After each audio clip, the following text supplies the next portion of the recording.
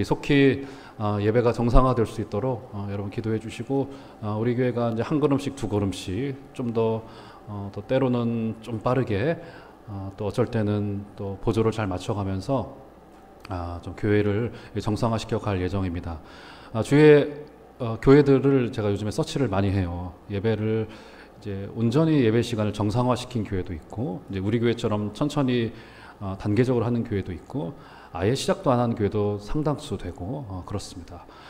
예배를 전체를 정상화시킨 교회들이 서울에 몇 군데 좀 있습니다. 찾아보니까 정상화시켰더니 담임 목사는 굉장히 기대를 했습니다. 성도들이 한 달 이상, 두 달 가까이 예배를 못했기 때문에 분명히 간절한 마음으로 더 잘 나올 거다 이렇게 기대를 하고 주일 예배를 시작했는데 생각보다 적게 나와서 담임 목사들이 되게 실망했다는 이런 후일담을 듣기도 했어요. 아무래도 아직까지 우리 마음 가운데 이 바이러스 때문에 그런 좀 두려움이 있고, 또 뭐 저도 조금 경험을 했지만 이게 상당히 좀 가까운 곳에 있는 문제구나라고 하는 것을 저도 느끼곤 합니다.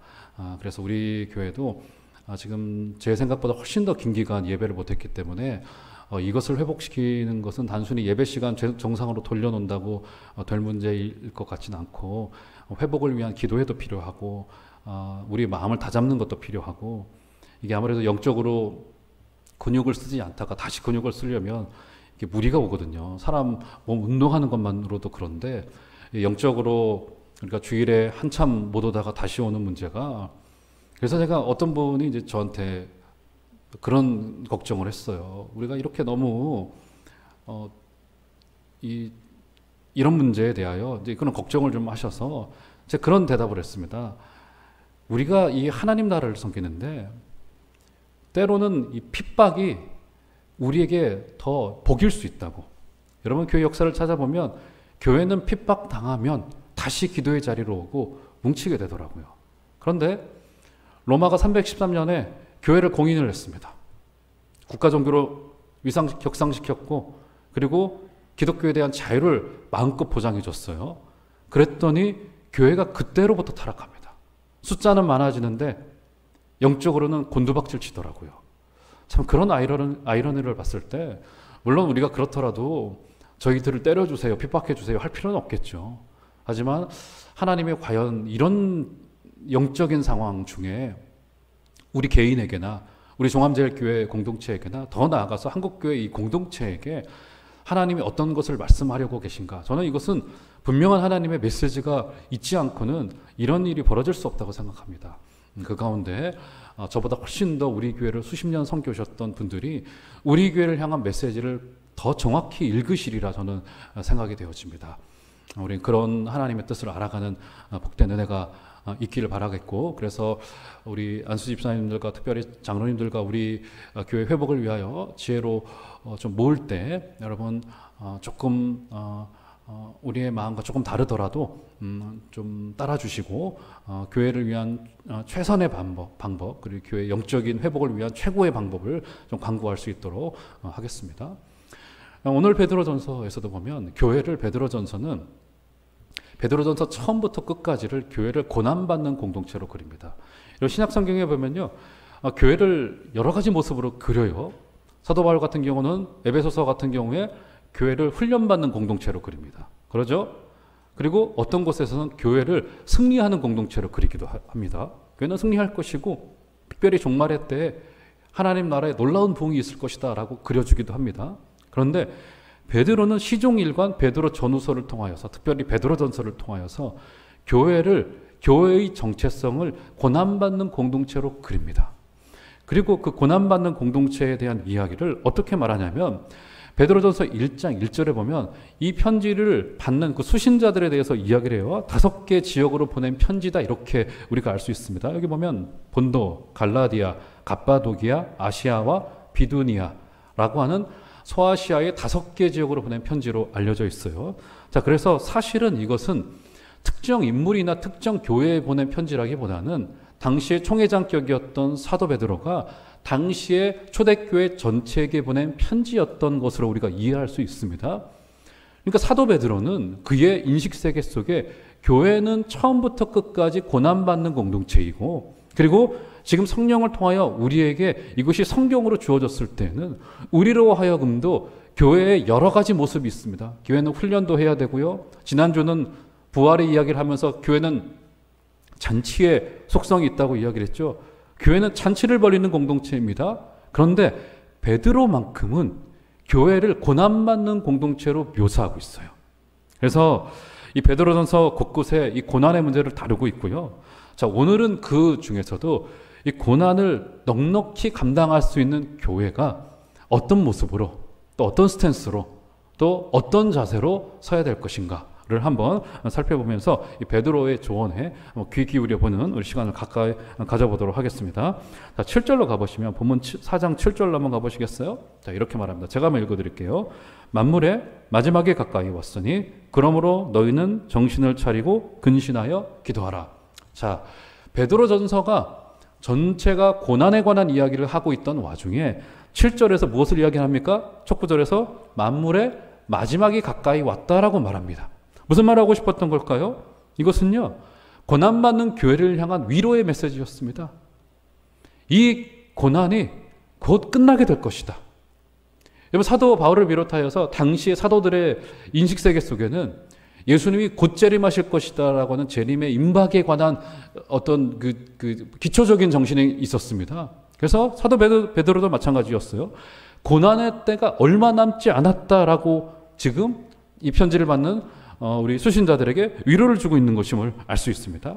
자, 그러면 우리가 조금 더 주목해 보고 싶은 것은 베드로가 이 마지막 때를 살아가고 있는 고난의 때가 얼마 남지 않은 이 그리스도인들을 어떻게 묘사하고 있는가가 굉장히 중요해요. 자, 보시면, 자, 우리 읽지 않았습니다만 1장 1절로 한번 가보시겠어요?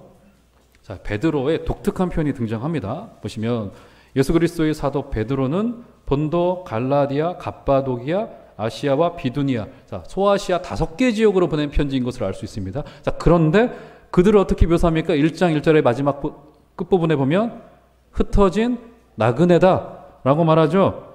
예, 마스크를 쓰시고도 잘 따라해 주시네요. 오늘 그래도 인원이 조금 되니까 잘 들립니다, 저한테. 자, 2장 11절로 가보시면, 자, 보세요. 2장 11절로 가보시면 또 등장합니다. 사랑하는 자들아, 자, 여기 등장하죠. 어떻게 부릅니까? 거류민과 나그네 같은 너희를 권하노니 영혼을 거슬러 싸우는 육체의 정욕을 제어하라. 네, 여기서 성도들을 거류민이요 나그네라고 묘사하고 있습니다.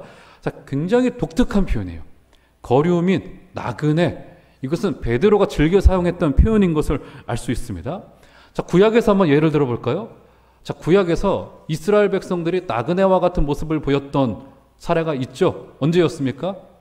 이집트의 애굽에 430년 동안 종살이 했었던 때 그들의 집이 아니었잖아요. 거기에 잠시 얹혀 살면서, 그렇죠, 종노릇하고 노예 노릇 했었던 때, 그때가 바로 그들의 나그네 때였죠. 그래서 성경의 전체부터 끝까지를 사실 여러 주제로 말할 수 있는데 어떤 분은 그렇게 표현하더라고요. 이것은 아버지의 집을 찾아가는 귀향의 역사이다 이렇게 말하더라고요. 고향 찾아가는 이야기다 이렇게 말해요. 여러분, 그래서요, 우리 이 인간의 마음속에는 늘 고향에 대한 향수를 가지고 있습니다. 그렇잖아요. 그래서 우리 어렸을 적에 고향에 대한 그 기억이 이미지처럼 떠나지 않는 것이, 아마 여기서 이제 앉아 계신 분들 중에 부모님들이 북에서 내려오신 분들이 계실런지 모르겠어요. 제가 이제 몇 년 전에 생겼던 교회는 아예 북에서 내려온 분들이 해서 세웠던 교회였습니다. 노량진에. 거기는 대부분 다 한 7, 80%가 머리 하얗신 분들은 전부 다 북에서 오신 분들이었고 형제 자매들이 늘 거기에 남아있는 분들이었어요. 여기 연고가 없는 분들이셨어요. 근데 그분들의 마음속에는 뭐 북이고 남이고 이념이고 이걸 다 떠나서 마음속에 그 고향에 대한, 부모님에 대한, 형제 자매 친구들에 대한 그 애절함이 묻어 있더라고요. 이것이 인간의 본성인데, 그런데 성경도 사실은 고향 찾아가는 이야기예요. 탕자가 어땠습니까? 아버지의 집을 떠났어요. 허랑방탕했고요. 나가서는 좋을 줄 알았어요. 마음껏 돈을 썼고요. 원하는 것을 다 해봤습니다. 그런데 끝내는 어떻게 됩니까? 모든 것을 다 털고 아버지의 집으로 돌아가는 감격스러운 이야기잖아요. 성경도 마찬가지라고요. 자, 이집트에서 430년을 거하면서 그들은 나그네로 살았습니다. 자, 그런데요, 고대 문헌을 찾아보면 당시에 이 사도 베드로가 나그네라고 하는 이름이 있지 않습니까? 거류민이라고 했던 이 이름이 단순히 여러분 나그네라고 하면 어떤 뜻이 어떤 느낌이 들어져요? 지난주 수요일 날인가도 제가 이야기 잠깐 드렸군요. 지나가다가 드렸군요.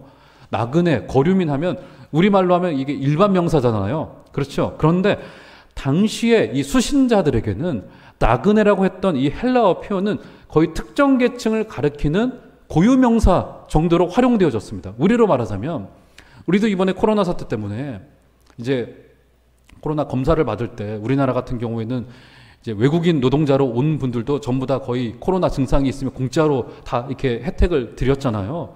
자, 우리에게도 우리나라에 있는 외국인들, 외국인 노동자들을 일정한 특정의 계층으로 분류해서 이해를 하는 거잖아요. 그렇죠? 그것처럼 이 나그네라고 했던 이 표현이 그저 우리 느낌에 그저 흘러가는 사람들, 집을 찾아가는 사람들, 집 없는 사람들 이런 의미라기보다는 하나의 그때 당시의 사회에서의 독특한 계층, 특정 계층을 가리키는 고유명사로 활용되어졌었습니다. 자, 이들은 어땠냐면요. 당시에 지역 시민들보다 지위는 낮았고요. 결혼할 수 있는 사람과 결혼할 수 없는 사람이 나누어져 있었고요. 땅의 소유와 그리고 유산의 상속 등에서 지역 주민과 차별을 받았습니다. 그리고 다른 피부 색깔과 가치관을 가진 사람들이라고 하는 인식 때문에 원래 살았던 사람들로부터 이렇게 차별을 당하기 일쑤였고 굉장한 위협으로 간주받았어요. 우리나라도 마찬가지잖아요. 지금 사실은 귀농하신 분들이 좀 계신데 이게 농촌사회라고 하는 것이 특별히 어촌사회라고 하는 것이 굉장히 배타적인 사회입니다. 그래서 그 공동체 안으로 비집고 들어가기 위해서는 그 동네의 문화에 녹아들어야 되고 그 동네의 배타적인 어떤 뭐라 해야 될까요? 어떤 그 동네의 그 문화를 거스르기가 쉽지 않더라고요. 그래서 TV를 봤더니 귀농했던 분들의 그 어두운 뒷이야기를 하는데 동네를 위한 발전기금을 내야 되는데 알고 보니까 내가 더 훨씬 더 많은 돈을 내고 있더라. 왜요? 외부에서 들어온 사람이기 때문에 더 많이 돈을 내라. 물을 사용하고 있는데 동네 우물을 사용하는데 너희들은 더 많은 돈을 내야 된다. 이런 논리로 다가가는 것을 볼 수 있어요. 좀 더 말하자면 우리로 말하자면 동남아에서 오신 우리 외국인 노동자분들 사실 그들을 향한 우리의 시선도 굽지 않은 건 사실이잖아요. 이것처럼 당시에 나그네라고 했었던 특정 계층은 당시의 사회로부터 배탈을 당하고 배척을 당하고 외면을 당하고 소외를 당했던 특정 계층인 것임을 알 수 있습니다.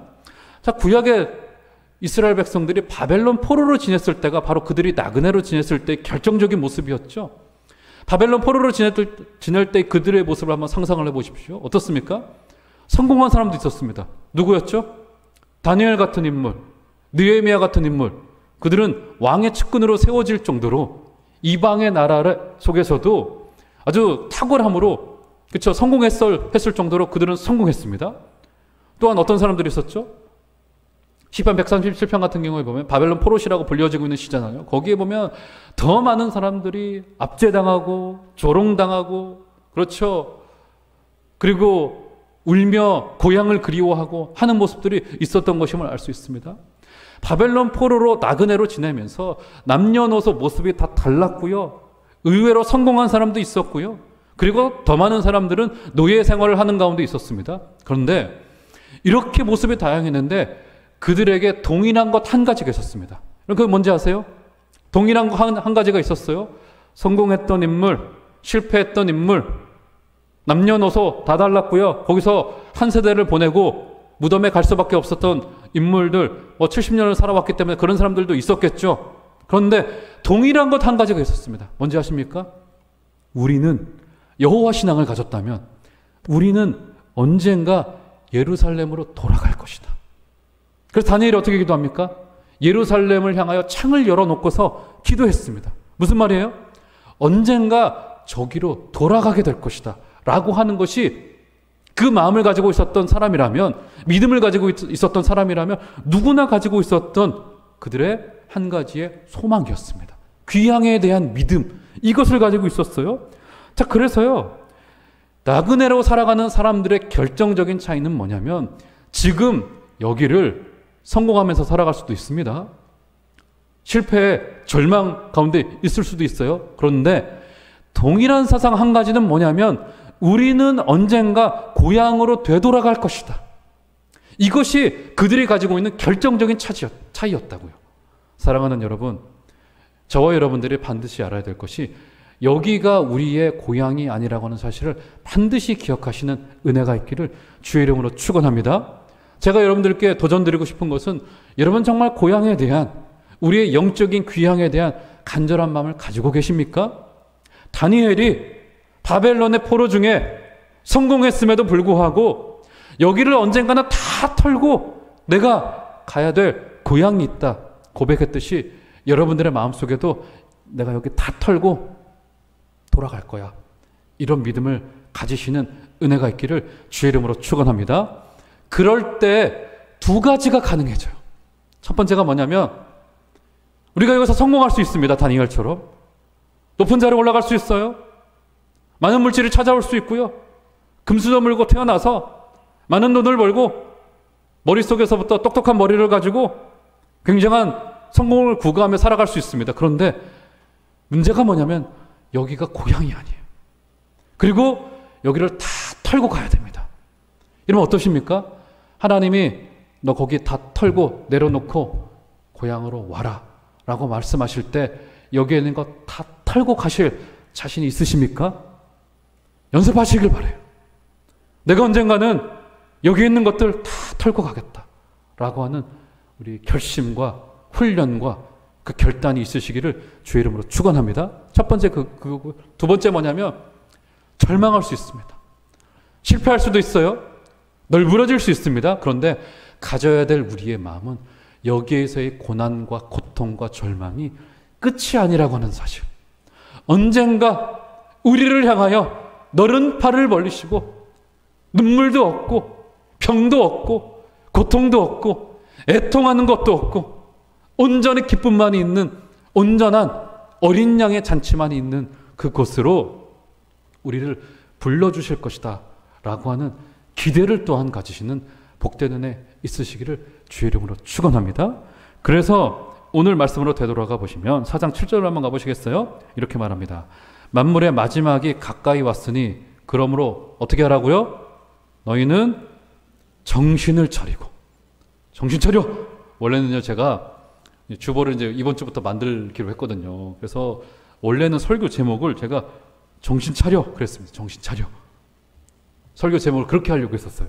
저도 정신을 좀 차리고 이제 우리 교회도 좀 정신을 차리고 이제 회복을 시켜야 되니까. 그런데 참 그렇게 설교 제목 정하기에는 좀 부담이 돼서 여기서 보면 정신을 차리고 근신하여 기도하라라고 말하죠. 자, 그런데 이것을 좀 더 와닿게 번역을 하자면 어떻게 번역을 할 수 있냐면 자 4장 7절로 가보시면 만물의 마지막에 가까이 왔으니 그러므로 너희는 정신을 차리고 라고 번역하기보다는 그러므로 현명하게 판단하고 기도 중에 깨어 있으십시오. 이런 번역이 더 나은 번역입니다. 정신을 차리고라는 말이 무슨 뜻이냐면 현명하게 판단하라는 겁니다. 무엇을 판단하라고 하는 걸까요? 결국 종말을 아는 지혜예요. 우리가 종말 이야기를 합니다. 주님 다시 올 것을 기대한다고 이야기를 해요. 그런데 내가 지금 손에 쥐고 있는 것을 저 마지막의 관점에서 영원의 관점에서 지금 나를 바라보면 해결될 것들이 너무나도 많아요. 내가 걱정을 하다가도 자랑을 하다가도 뻐기다가도 영혼을 생각을 하면 이거 별거 아니구나 라고 할 것들이 너무나도 많이 있다고요. 사랑하는 성도 여러분, 만물의 마지막이 가까이 왔으니 현명하게 판단하십시오.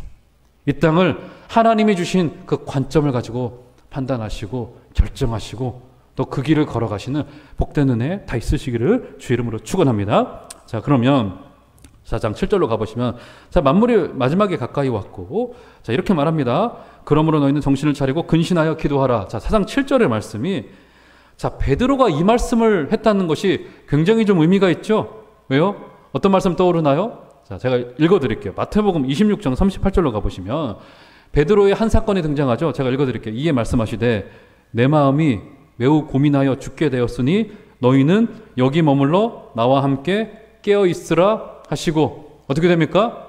주님께서 겟셋마네 동산에서 고통이 일어서 기도 중에 계셨습니다. 얼마나 고통스러우셨을까. 죽음을 불과 며칠 앞에 두고 죽음을 알고 있는 상황에서 그 기도를 드릴 수밖에 없었던 상황이 얼마나 고통스러웠을까요? 그런데 주님께서 그래서 3명의 철없는 제자들을 데리고 가셨어요.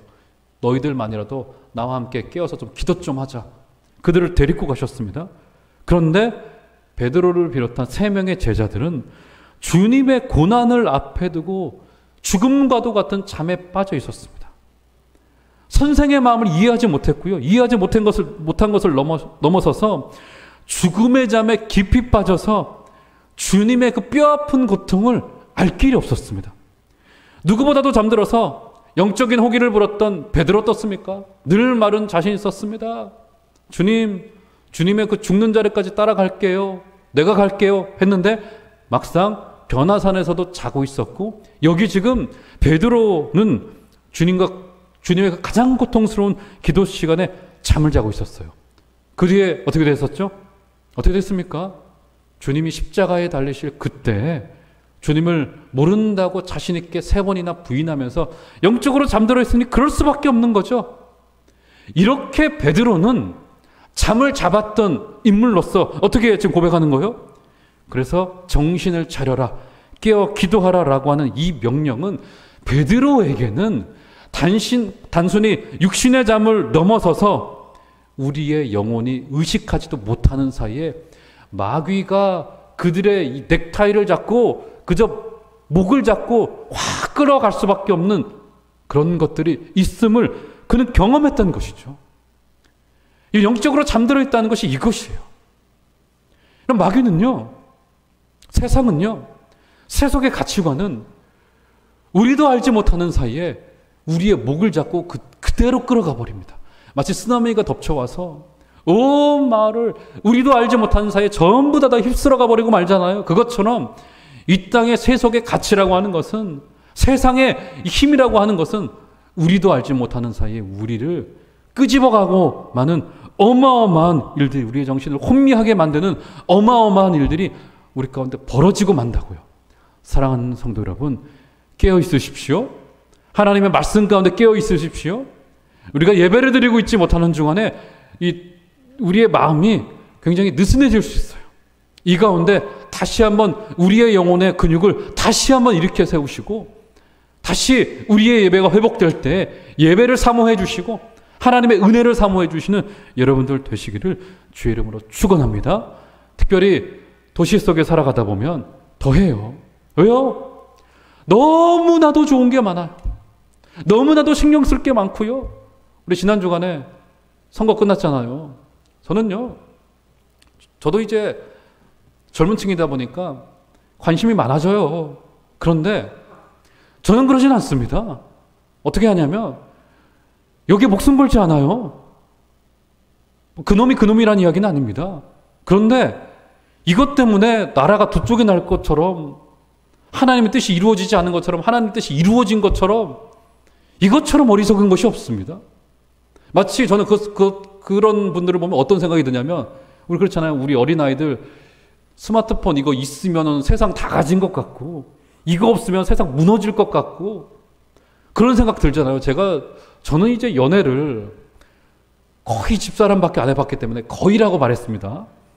거의 집사람밖에 안 해봤기 때문에 제가 잘 이해를 못하는 것 중에 하나가 뭐냐면, 제가 이 청년들의 마음을 웬만하면 이해를 하려고, 그래서 젊은 사역 제가 이해 못하는 게 뭐냐면, 남자친구 여자친구 만나고 헤어졌다고 차였다고 그것 때문에 세상 두 쪽 날 것처럼 슬퍼하는 찌질한 남자들, 제가 자매들 이야기까지 안 하겠습니다.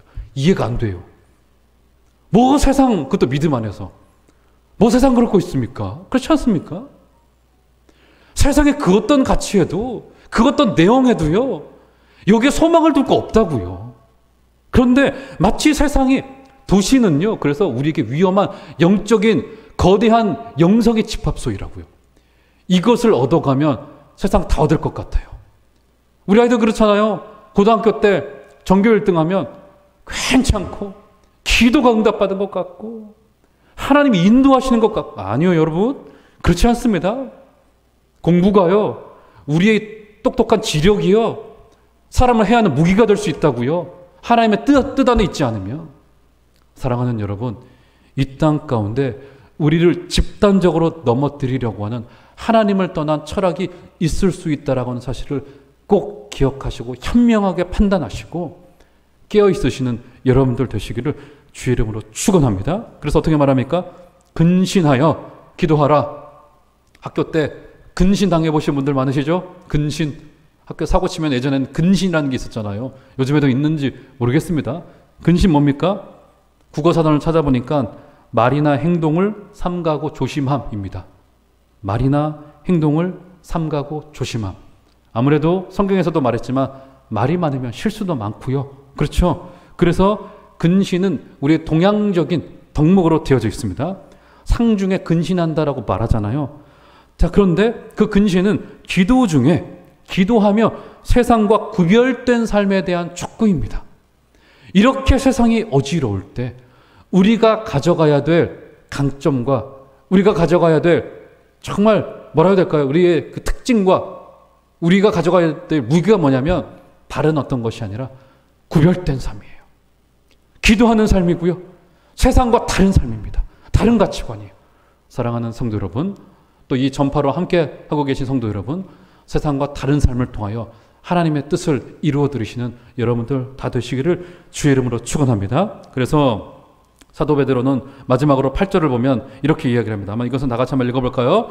다 같이 한번 8절 한번 읽겠습니다. 시작. 무엇보다도 뜨겁게 서로 사랑할지니 사랑은 허다한 죄를 덮느니라. 네, 사랑이야말로 우리 교회 공동체 또 여러분 개인들이 가져가야 될 굉장히 중요한 덕목입니다.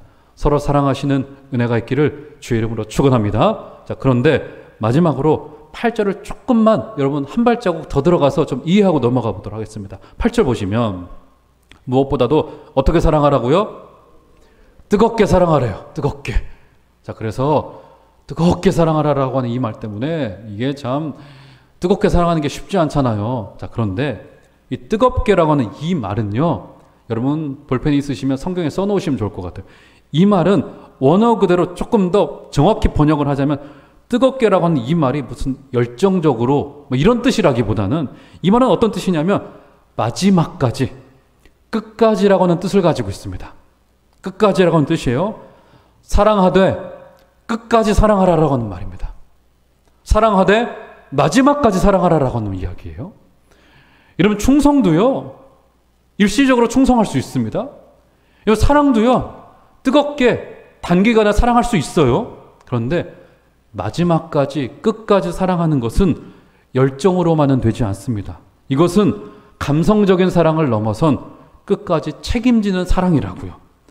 잠시 호감을 가질 수는 있어요. 그런데 끝까지 사랑하는 것은 믿음의 문제이고 의지의 문제입니다. 여러분, 교회를 섬기시되 열정적으로 사랑하시는 거 좋습니다. 뜨겁게 사랑하는 거 좋고요. 그런데 마지막까지 믿음을 가지고 현명하게 판단하시고 사랑하시는 은혜가 있기를 주의 이름으로 축원합니다. 그러면서 8절의 후반절에 보면 사랑은 어떻게 된다고요? 사랑이 얼마나 귀하냐면 사랑은 허다한 죄를 덮느니라 라고 말해요. 자, 그래서 이 말 때문에 그렇게 이야기를 합니다. 야, 사랑은 모든 허물 다 덮어주는 거야. 우리 은혜로 넘어갑시다. 지적하지 맙시다. 우리 서로 향해서 다 그냥 모른 척하고 넘어갑시다. 죄도 모른 척합시다. 이런 말들로 오해되어져 왔어요. 자, 그런데 사랑은 허다한 죄를 덮느니라 이 표현은 정확히, 자, 한번 따라해 볼까요? 여기 앉아 계신 분들, 제의적 표현. 예, 제의적 표현. 예, 신약 성경에는 제의적 표현을 베드로와 바울이 많이 활용을 했습니다. 제의적 표현입니다. 무슨 말이 되어지냐면 이것은 제사 때 사용했던 표현이라는 것이 되어져요. 제사 때 어떻게 합니까? 제물의 피를 구약의 율법에 의하면 제단 사방에 제사장이 어떻게 해요? 뿌립니다. 제물 위에 덮는 것은 물론이거니와 이 제물의 피를 담아서 전부 다 이렇게 뿌립니다. 전부 다 뿌려요. 사랑은 허다한 죄를 덮느니라라고 하는 이 이미지는 제사장이 제물의 피를 제단 위에 뿌리는 이 그림을 그려주고 있는 겁니다. 그러니까 여기서 덮는다라고 하는 표현이 제물 위에 피를 덮는 것을 의미하는 거예요. 그러니까 사랑이 허다한 죄를 덮는다라고 하는 이 사랑은 어떤 사랑이냐면 죄를 모른 척하는 사랑이 아닙니다. 이 사랑은요, 공동체가 눈물과 회개의 수고를 함께하고 그 사람이 변화되는 자리까지 가기를 내가 쉬지 않고 함께하겠다. 내가 인내하겠다. 내가 참아내겠다. 때로는 함께하겠다. 변화시키는 자리까지 함께 걸어가겠다. 라고 하는 사랑까지 포함되는 사랑이지 죄를 모른 척하라는 의미가 아닌 것입니다. 사랑하는 성도 여러분, 이 고난의 때, 위험한 때, 종말의 때 사랑만이 우리 교회의 키워드가 되기를 주의 이름으로 축원합니다. 여기 청빙위원들 앉아 계신데 기억나시나요? 자기소개를 써서 내라고 하시길래 한 제가 4-5장으로 써서 냈어요. 장로님들 기억나시나요? 다 읽어보셨죠? 마지막 구절은 저는 못 읽습니다. 어떻게 목회를 할 거냐 이렇게 하되, 자, 이 구절 비슷하게 인용하면서 끝까지 사랑하겠다고. 사랑이 저의 덕목이기도 하지만 저는 교회의 덕목임을 믿습니다. 라고 하면서 사랑하겠다고. 이것은 죄를 모른 척 하겠다고 하는 말도 아니고요. 이것은 끝까지 책임지는 사랑. 주님께서 목숨을 들여서 교회를 세워놓으셨고 그 교회를 통하여 복음이 열방에 뻗어가길 원하셨듯이 여기 서 있는 목사도 여러분들도 인내해 주시는 사랑, 마지막까지 참아주시는 사랑, 의지적으로 수고의 눈물을 끊이지 않을 그 사랑을 함께 가져가시는 복된 은혜 있으시기를 주의 이름으로 축원합니다. 마지막 때 하나님이 우리를 사랑으로 부르시고 이 고통 있는 세대에 옆에 있는 분들을 위하여 눈물의 기도를 쉬지 않도록 부르시는 하나님의 사랑을 기억하시고 이번 한 주간도 승리하시는 여러분들 다 되어 주시기를 주의 이름으로 축원합니다.